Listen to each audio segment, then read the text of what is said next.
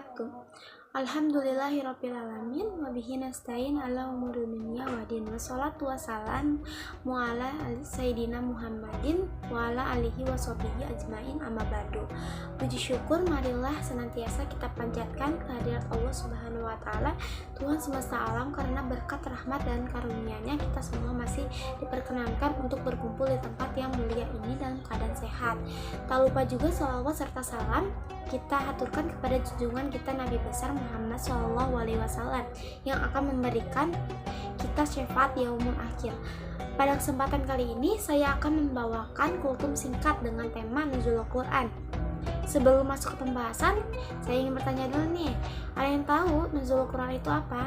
Nuzulul Quran adalah peristiwa turunnya Al-Quran sebagai wahyu kepada Nabi Muhammad SAW. Pertama kali turunnya wahyu Al-Quran kepada Rasulullah SAW saat beliau tengah berada di Gua Hira. Surat Al-Quran, surat Al-Alaq ayat 1-5. Lalu Allah Subhanahu wa taala kembali menurun wahyu 3 tahun setelahnya melalui surat An-Nasyr. Sejarah dan peristiwa Nuzulul Quran selalu diperingati setiap tahun pada tanggal 17 bulan suci Ramadan. Allah Subhanahu wa taala menurunkan Al-Quran di Madinah dan Makkah. Itulah mengapa surat-surat dalam Al-Quran terbagi dua golongan, yaitu golongan surat Makkiyah dan golongan surat Madaniyah. Masa turunnya ayat Al-Quran, golongan Makkiyah berlangsung selama 9 tahun dan golongan surat Madaniyah berlangsung 10 tahun. Proses turun Al-Quran tersebut Nabi Muhammad SAW sekaligus menjamin eksistensi agama Islam. Pada saat peristiwa Nuzulul Quran, kita dianjurkan untuk memperbanyak ibadah sholat malam dan tentu saja membaca Al-Quran.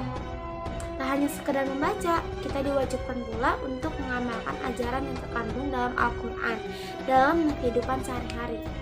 Peristiwa Nuzulul Quran juga erat hubungannya dengan Lailatul Qadar. Menurut sebagian para ulama, amalan pertama dan utama adalah membaca Al-Quran, memperbanyak baca Al-Quran sehingga mendapatkan pahala dan kemuliaan yang berlimpah.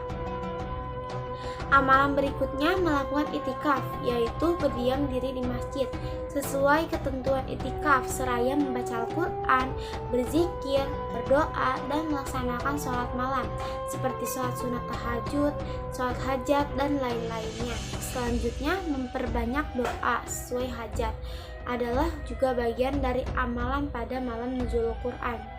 Peristiwa malam Nuzulul Quran adalah sangat mahal. Oleh sebab itu, manfaatkanlah dengan melaksanakan ibadah sebaik-baiknya. Peristiwa Nuzulul Quran juga identik dengan malam Lailatul Qadar. Amal kebajikan yang dikerjakan semalam berbanding dengan 1000 bulan.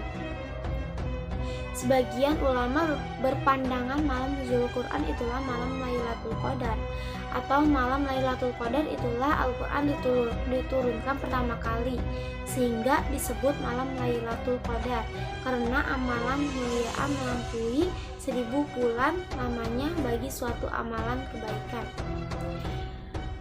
Saya kira cukup sampai di sini kultum yang bisa saya sampaikan. Mudah-mudahan dapat bermanfaat sekalian terkhusyuk bagi saya sendiri.